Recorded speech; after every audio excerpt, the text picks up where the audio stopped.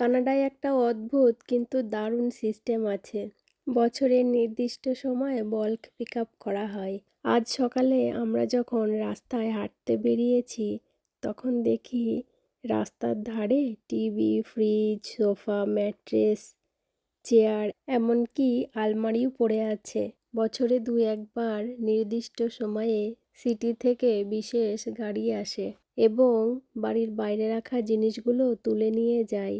তাই এই নির্দিষ্ট সময়ের আগে মানুষ তাদের বাড়ির সামনে জিনিসপত্র বার করে রাখে, যাতে কেউ চাইলে সেগুলো নিয়ে গিয়ে ব্যবহার করতে পারে।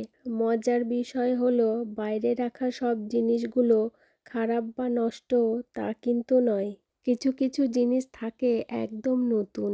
আগে থেকে জিনিসগুলো বাইরে রাখার মানে হলো যাতে কেউ চাইলে সেগুলো নিয়ে গিয়ে ব্যবহার করতে পারে। তবে এই সময় ছাড়া যে কোনো সময় ইচ্ছে মতো জিনিসগুলো বাইরে ফেলে রাখা যায় না। কেউ যদি নির্দিষ্ট সময়ের আগে কিছু ফেলতে চায়, তাহলে সেগুলো আলাদা করে নির্দিষ্ট জায়গায় নিয়ে গিয়ে টাকা দিয়ে ফেলে আসতে হয়। কি সুন্দর মিষ্টি রোদ উঠেছে, সাথে হালকা ঠান্ডাও আছে। সকালের এই মিষ্টি রোদটা গায়ে পড়ছে আর হাঁটতে বেশ ভালোই লাগছে।